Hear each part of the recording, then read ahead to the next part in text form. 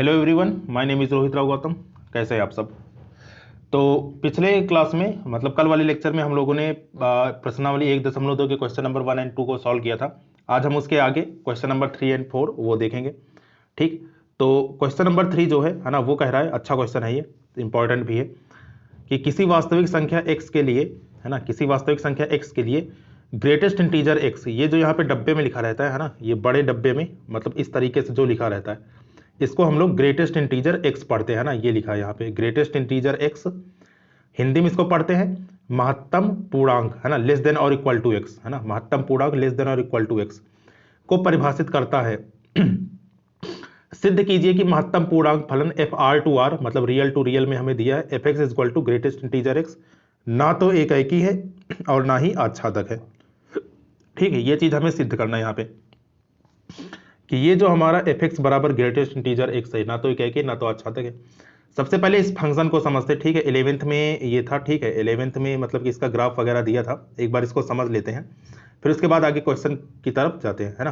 तो देखो यहाँ पे ये इसका ग्राफ होता है ना, ग्रेटेस्ट इंटीजर फंक्शन का ये ग्राफ होता है। इसका मतलब क्या होता है, इसका मतलब ये होता है कि आपके पास दो अक्ष हैं। ठीक है, ये वाला अक्ष जो कि y है और ये वाला अक्ष क्या है, आपका x है। ठीक है, और यहाँ पे हमने नंबर यहाँ पे खींच लिए है, ये आपके 1 2 3, इसी प्रकार यहाँ पे -1 -2 -3। ठीक, 1 2 3 ऊपर की तरफ और -1 -2 -3 यहाँ पे नीचे की तरफ। ठीक है, तो अब यहाँ पे देखो ये चीज आपका दी गई है, लेकिन यहाँ पर खास बात क्या है कि यहाँ पर जब इसके ग्राफ को हम लोग समझें, ठीक है, इसके ग्राफ को अगर हम लोग समझें तो इसका ग्राफ कुछ इस प्रकार से है, यहाँ पर डॉट है, ठीक है, और ये चीज़ यहाँ पर आकर ऐसे खुल गई है। इसी प्रकार यहाँ पर ये डार्क है ना, ये चीज़ यहाँ पर आकर ऐसे खुल गई है, ये चीज़ यहाँ पर डार्क है और ये चीज़ यहाँ पर आकर ऐसे खुल गई है। और इसकी जो वैल्यू है, जैसे ये जो डार्क वाला हिस्सा है ये यहाँ पे 0 पे है और खुला वाला हिस्सा 1 पे है। फिर इसके बाद ये जो डार्क वाला हिस्सा है ना, ये 1 के जस्ट ऊपर और खुला वाला हिस्सा यहाँ पे, और ये जो डार्क वाला हिस्सा है ये यहाँ पर। ठीक है, और इसके बाद ये खुला वाला हिस्सा यहाँ पर। ठीक है, ये चीज़ है कुछ इस प्रकार से यहाँ पर दिया गया है। इसको हम थोड़ा और अच्छे से देखते हैं, ठीक है, ग्राफ के माध्यम से देखते तब आपको ज़्यादा समझ में आएगा। ठीक, तो अब आप लोग ये वाला ग्राफ देख सकते हैं ना, ये यहाँ पर ये ग्राफ दिया गया है। तो ये जो आपका ग्राफ है ये हमारा ग्रेटेस्ट इंटीजर फंक्शन का ग्राफ है। ठीक, तो देखो यहाँ पे ये जो डॉट वाली लाइन है ना, ये वाली चीज यहाँ पर है और फिर यहाँ पर ये खुला है। तो इसका मतलब क्या हुआ, इसका मतलब ये हुआ कि अगर हम फंक्शन की वैल्यू जैसे 0 और 1 के बीच में ले रहे हैं ना यहाँ पर, ठीक है, ये कलर चेंज कर देते थोड़ा, जैसे फंक्शन की वैल्यू हम लोग यहाँ पर 0 और 1 के बीच में ले रहे हैं, तब आप देख सकते हैं कि जो फंक्शन का मान है, मतलब कि अगर जो वैल्यू हमारी 0 और 1 के बीच में, मान लो 0 और 1 के बीच में मैंने लिया 0.5, ठीक है, 0 और 1 के बीच में है, तो 0 और 1 के बीच में 0.5 लेने पर ये देखिए ये कहाँ पर हिट कर रहा है, यहाँ पर इस जगह, तो मतलब फंक्शन का मान क्या आएगा, 0 आएगा। देखिए ग्रेटेस्ट इंटीजर फंक्शन का मतलब क्या होता है कि ये हमेशा इंटीजर वैल्यू देगा। इंटीजर वैल्यू का मतलब हमेशा पूर्णांक देगा। दशमलव में कोई भी संख्या हो वो महत्तम पूर्णांक ही आपका देता है।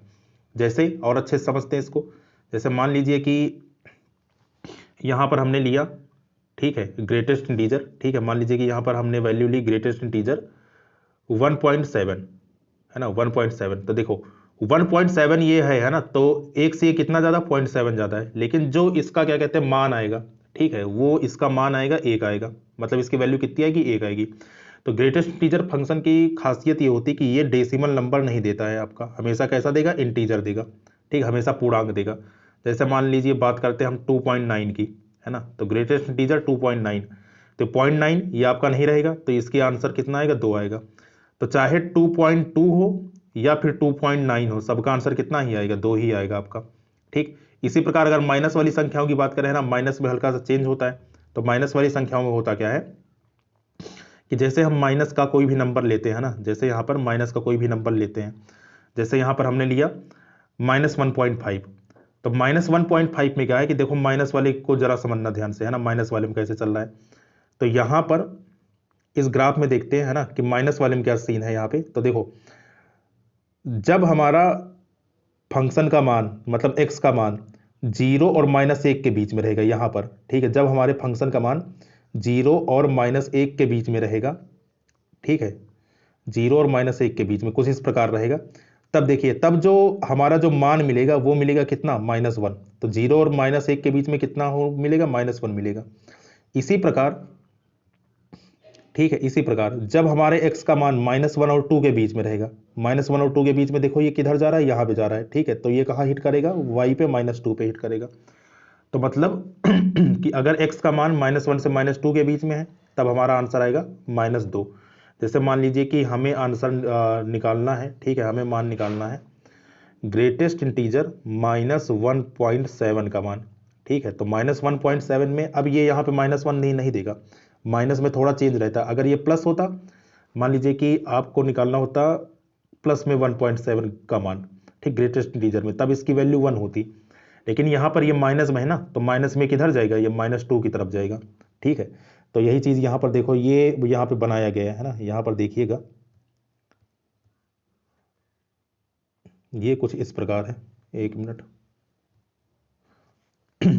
यहाँ पर, तो यहाँ पर जैसे यहाँ पर ये चीज़ आपकी -2 में है ना, तो ये आपका कुछ इस प्रकार ये रहता है, ये यहाँ पर, ठीक है, -1 से 2 के बीच में है, तो ये हमारा किधर जाएगा, -2 में जाएगा, ठीक। तो वही चीज़ यहाँ पे बताने की कोशिश की जा रही। चलो अब आते हैं क्वेश्चन पे। यहाँ पे तो देखो, यहाँ पे क्वेश्चन में हमें क्या दिया गया है कि सबसे पहले इसकी प्रॉपर्टीज देख लेते हैं, है ना, ग्रेटेस्ट इंटीजर फंक्शन की। तो इसकी जो प्रॉपर्टीज होती है, इसका डोमेन क्या होता है, कैपिटल आर, है ना, इसका डोमेन क्या होता है, हमारा कैपिटल आर होता है, मतलब सेट ऑफ रियल नंबर होता है। लेकिन जो इसका रेंज होता है, रेंज मतलब कि जो हमारा एक्स के सभी संभव मान के लिए वाई का मान निकलेगा, वो हमारा जेड होता है। जेड का मतलब क्या होता है, इंटीजर, ठीक, चाहे जेड बोल लो चाहे आई बोल लेते हैं, है ना। तो जो हमारे ग्रेटेस्ट इंटीजर फंक्शन है, मतलब कि ये वाला जो फंक्शन है, ये हमेशा इंटीजर वैल्यू देता है, ठीक है, हमेशा इंटीजर देगा, या तो निगेटिव या तो पॉजिटिव। मतलब कि जैसे यहाँ पे -2 दिया है तो ये आपका निगेटिव इंटीजर है, 1 दिया है तो ये क्या है, आपका पॉजिटिव इंटीजर है। तो ये हमेशा क्या देगा, इंटीजर वैल्यू ही देगा, ठीक। तो चलो अब यहाँ पे देखते हैं, कुछ यहाँ पे वैल्यूज उठाई हैं यहाँ पे मैंने, उसी को समझाने के लिए। जैसे यहाँ पे ग्रेटेस्ट इंटीजर 1.2 का मान है ना, तो यहाँ पे कितना होगा, 1 होगा। 1.7 पे भी 1 होगा, 1.9 पे भी 1 होगा, है ना। तो अब जैसे यहाँ पे माइनस में मैंने लिया, तो माइनस में -1.5 किधर भागेगा, -2 की तरफ भागेगा, ठीक है। ये ग्राफ से यहाँ पे आप देख सकते हैं। तो ये चीज़ है यहाँ पे।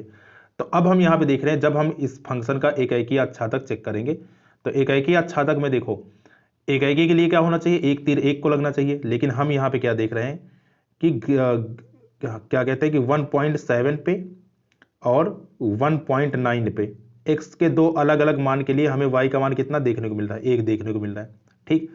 तो मतलब कि दो तीर एक ही जगह जाकर लग रहे हैं, तो इसका मतलब ये क्या होगा, ये हमारा एकाएकी नहीं होगा, ठीक। फंक्शन हमारा कैसा है, ये फंक्शन हमारा एकाएकी नहीं है, ठीक है। तो ये चीज़ है यहाँ पे। तो अब इसी चीज़ को यहाँ पे लिख लेते हैं, है ना। तो देखो ठीक, तो यहाँ पर ये इसको लिख के समझाया गया है, नेक्स्ट स्लाइड में है, ठीक। तो यहाँ पे देखिए, यहाँ पे एकाएकी में बस सिंपल सी भाषा लिखी गई है कि f1.2 है ना, यहाँ पर और 1.9 पर वैल्यू कितनी है, 1 है। तो मतलब फलन हमारा क्या है, एकाएकी नहीं है। आच्छादक के लिए देखते हैं, है ना, आच्छादक में थोड़ी कंफ्यूजन रहती है।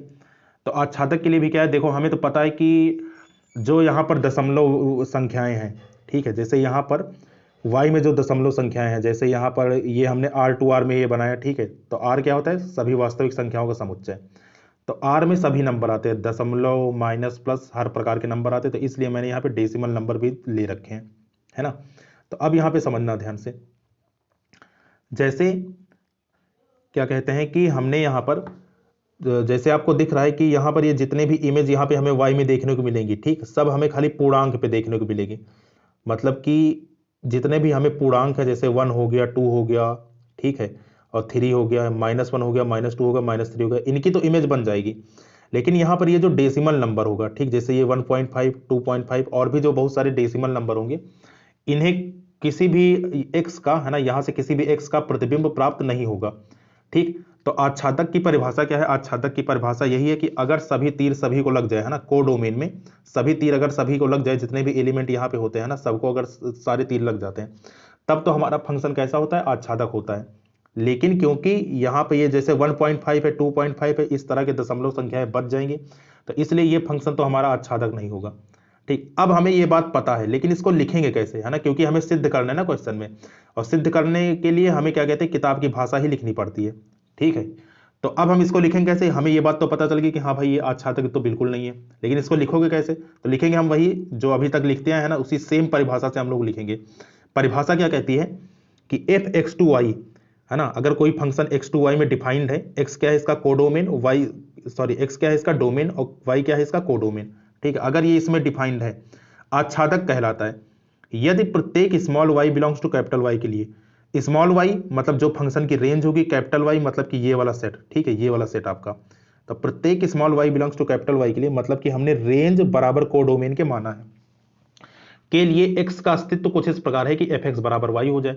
मतलब कि यहां से कोई भी नंबर उठाएं, मान लीजिए कि हम यहां से कोई भी नंबर उठा रहे हैं यहां पे 1.5, ठीक, तो हम क्या लिखेंगे 1.5 is belongs to capital Y, है ना, 1.5 कहां से बिलोंग कर रहा है, कैपिटल वाई से बिलोंग कर रहा है, ठीक है।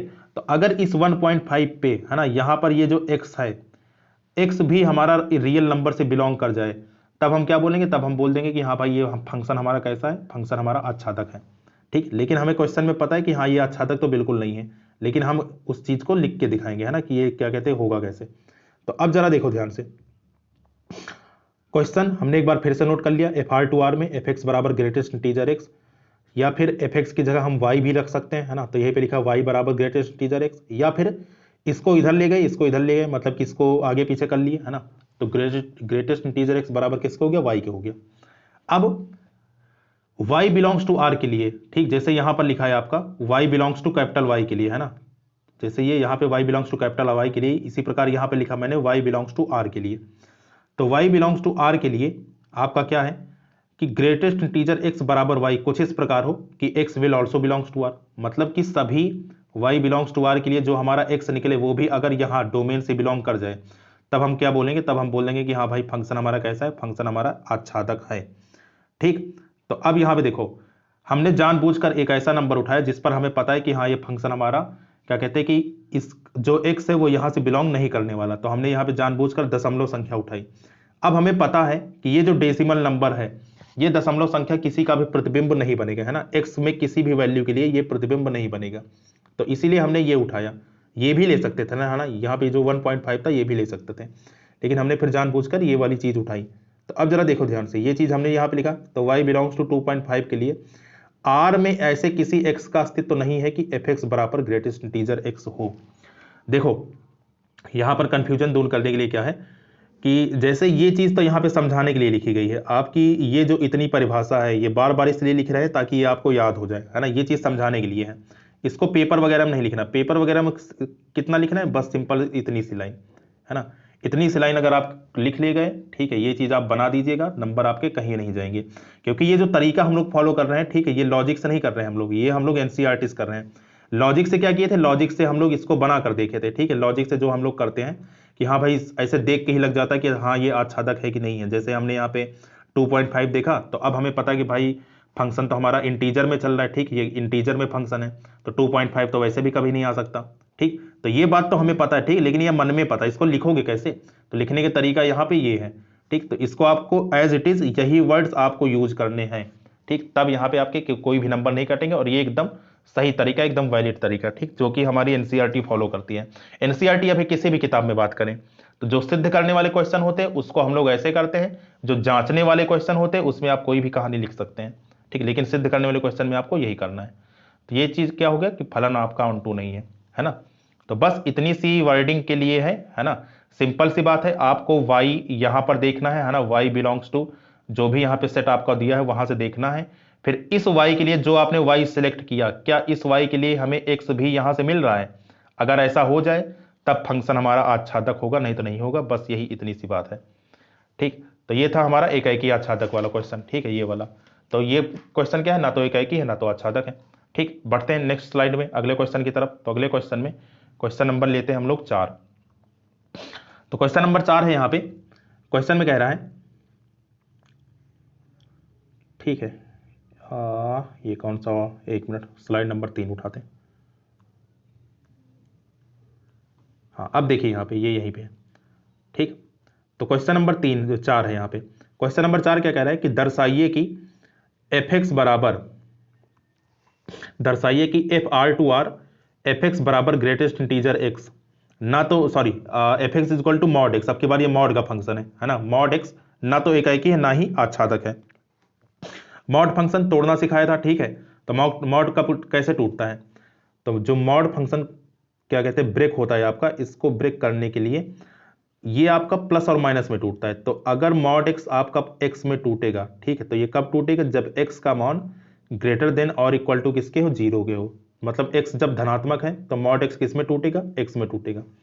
अगर x का मान, ठीक है, जीरो से कम है, जीरो से कम का मतलब ऋणात्मक है, तब ये मॉड x किस में टूटेगा, माइनस में टूटेगा, ठीक है, ये चीजें हमें पता है। तो अब यहां पे देखो ध्यान से,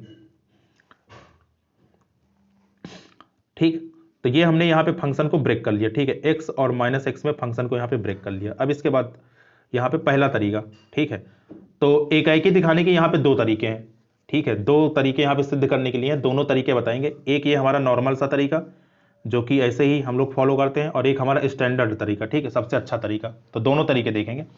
तो एकाएकी निकालने के लिए पहला मेथड है ना, फर्स्ट मेथड क्या है कि अब देखो यहाँ पे हमें पता है कि वो जो हमारा एक्स है, ठीक है, एक्स वो कहाँ से बिलोंग कर रहा है, एक्स हमारा बिलोंग कर रहा है ये आर से, आर का मतलब रियल नंबर से। रियल नंबर में सारी संख्याएं होती हैं आपकी, प्लस भी होती है माइनस भी होती है, ठीक।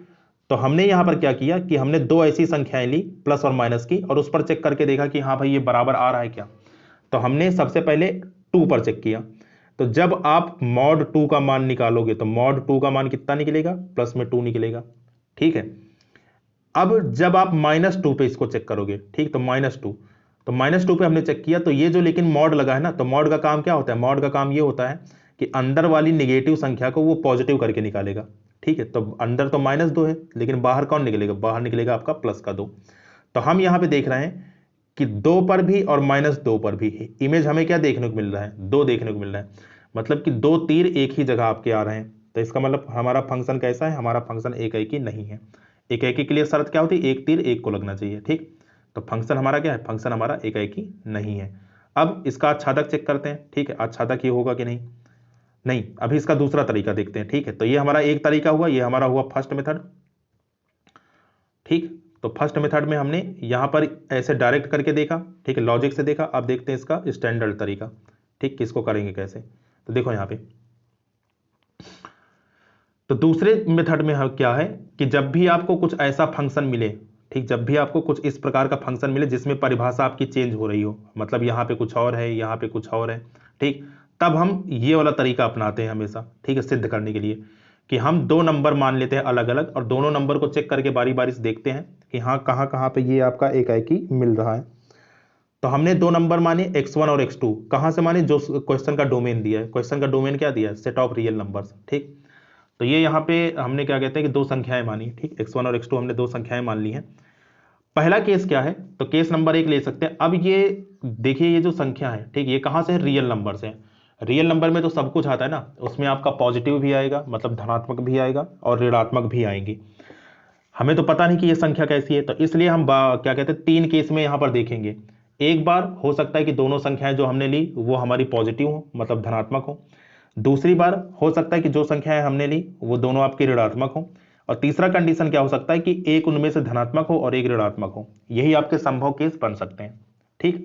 तो पहला कंडीशन हमने लिया, जब यहां पर ये जो संख्या है, ठीक है, ये संख्या हमारी कैसी है, धनात्मक है, तो मतलब x1 इज ग्रेटर देन 0 और x2 इज ग्रेटर देन 0, ठीक। तो ये हमने यहां पे देख लिया। फिर हमने क्या किया कि जैसे ये हमारा मॉड x है ना, मॉड x कैसे टूटा था, मॉड x हमारा कुछ इस प्रकार से टूटा था, मतलब कि मॉड x आपका टूटा था x में, ठीक है, ये हमारा x में टूटा था जब x का मान ग्रेटर देन और इक्वल टू 0 था, और ये -x में टूटता है जब x का मान किस में होता है, लेस देन 0 होता है, ठीक। तो अब जरा देखो ध्यान से, यहां पर क्या कहते हैं कि जो हमने x1 और x2 मान रखे हैं दोनों कैसे हैं, 0 से बड़े हैं, है ना। तो 0 से बड़ा होने के लिए यहां पर ये वाली कंडीशन फॉलो होगी, ठीक। तो मतलब फंक्शन हमारा क्या बनेगा, फंक्शन हमारा बन जाएगा x बन जाएगा, ठीक। फंक्शन हमारा कैसा बनेगा, फंक्शन हमारा x बनेगा। तो इसीलिए fx1 बराबर आपके आएगा x1 के, ठीक है, मतलब कि ये वाला फंक्शन काम कर रहा है ना, तो fx1 बराबर x1 के। इसी प्रकार जब हमने x2 चेक किया तो x2 भी आपका ग्रेटर देन 0, और ग्रेटर देन 0 के लिए देखिए ये वाला फंक्शन परिभाषित है, ठीक है। तो हमने यहां पर भी चेक किया, तो जब हमने यहां पर चेक किया तो देखिए fx2 का मान कितना निकलेगा, x2 निकलेगा। फिर क्या करते हैं, दोनों को इक्वेट कराते हैं ना, दोनों को बराबर करेंगे। तो fx1 बराबर fx2 के जब रख के देखा तो यहाँ से हमारा x1 बराबर x2 देखने के लिए मिल रहा है। ठीक है, यहाँ तो मामला सही है। ठीक है, यहाँ से देखने में लग रहा है कि यहाँ फंक्शन एक ही है। ठीक है, अगला कंडीशन चेक करते हैं। तो अगले कंडीशन में यहाँ पर अब की बार हमने क्या लिया कि x1 को भी ऋणात्मक माना है और x2 को भी ऋणात्मक माना है। पिछले कंडीशन में दोनों धनात्मक थे, अब की बार हमने दोनों ऋणात्मक ले लिए।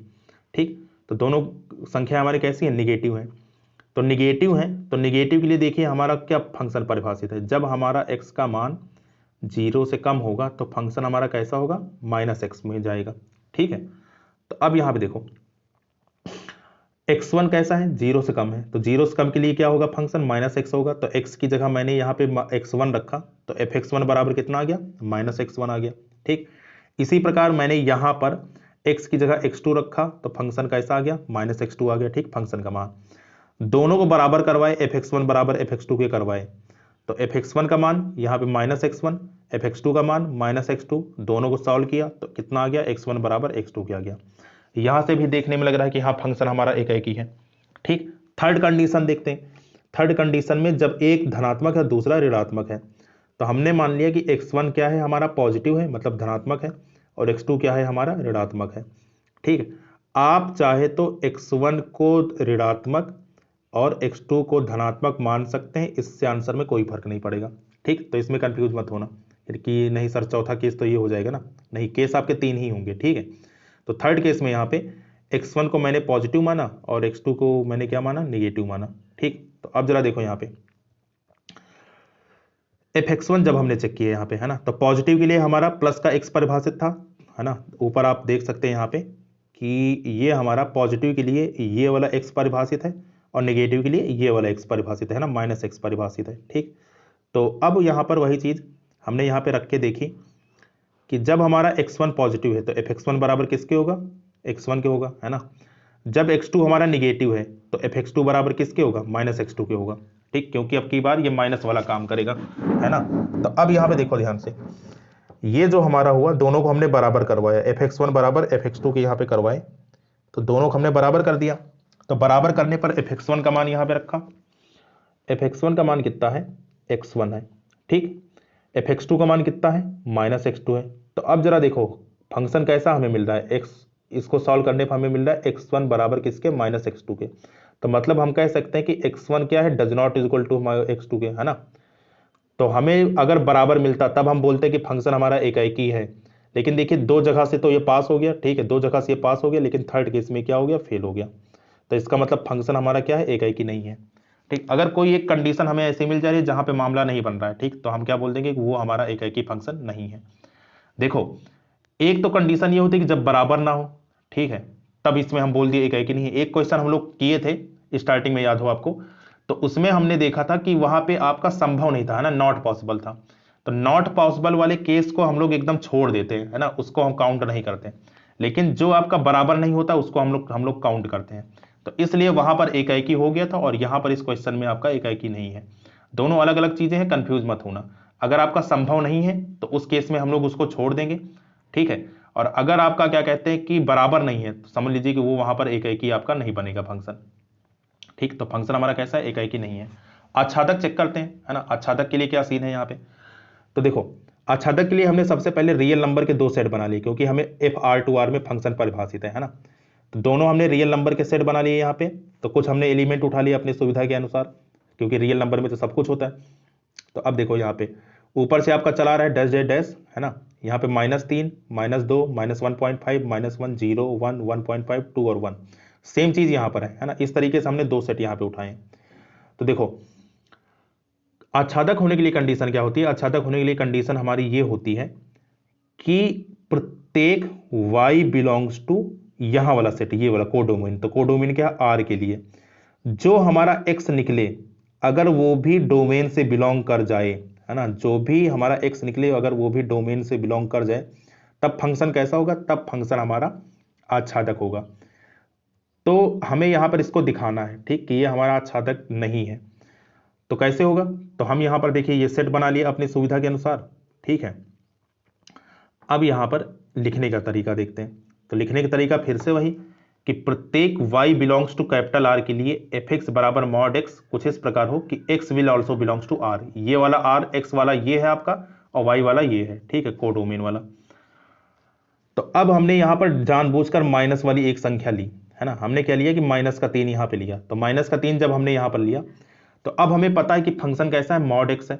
मॉड x में कभी भी कोई भी चीज माइनस में रहती नहीं है, तो हमने जानबूझकर यहां पे क्या लिया, माइनस लिया।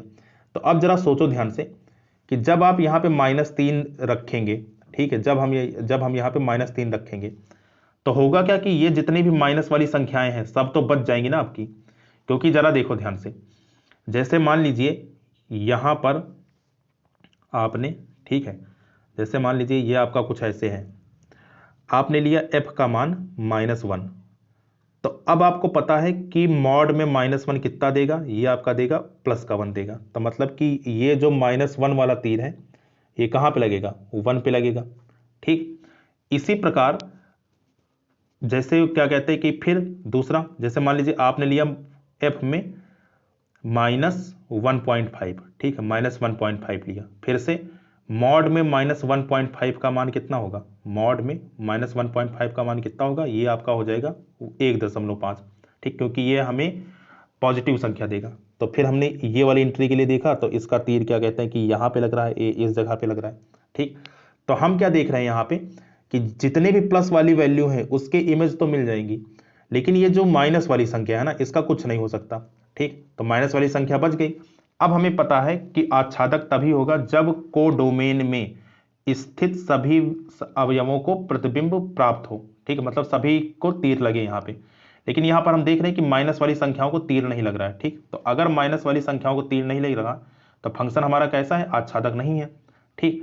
तो हमने क्या किया, इसीलिए जानबूझकर माइनस वाली संख्या उठाई, क्योंकि माइनस पे हमें एक्स में कोई इमेज नहीं देखने को मिलेगा ना कि -3 वाला तीर कहां से आके लगेगा, ऐसा कुछ नहीं होगा, ठीक। तो वही हमने यहां पे लिखा कि y बिलोंग्स टू -3 के लिए r में ऐसे किसी x का अस्तित्व नहीं है, ये में है ना, r में ऐसे किसी x का अस्तित्व नहीं है कि fx बराबर मॉड x हो। तो इसलिए फलन हमारा कैसा है, आच्छादक नहीं है। सिर्फ आपको इतने ही लाइन समझने की जरूरत है ना। जैसे आप क्या कहते हैं, 2 तरीके मैंने आपको बताए थे, पहले तरीके से आप फंक्शन समझ सकते हैं, है ना, ऐसे ये बनाकर देख सकते हैं कि हाँ भाई ये आच्छादक है कि नहीं है, नहीं आच्छादक है कि नहीं है, यहां से आपको रिजल्ट पता चल जाएगा। बस लिखने की बारी है, तो लिखना सिर्फ आपको इतना है ना, इतना लिख लिए तो पूरे के पूरे नंबर आपके, है ना, वो फिर कोई भी नंबर नहीं कटेगा। और ये सबसे सही तरीका होता है, और ऐसे ही यहाँ पे क्वेश्चन आपको लिखना पड़ता है, ठीक। तो ये हमने 2 अलग अलग क्वेश्चन देखे, इस पर आधारित एक और क्वेश्चन है, ठीक, उसको हम नेक्स्ट स्लाइड में क्या कहते हैं अगली क्लास में देखेंगे। तो उम्मीद है कि यहाँ पे समझ में आया होगा। अगर कोई डाउट है तो आप नीचे कमेंट सेक्शन में पूछ सकते हैं, ठीक है। तो आज के लिए इतना ही रखते हैं, ठीक, मिलते हैं नेक्स्ट सेशन में। Thank you so much.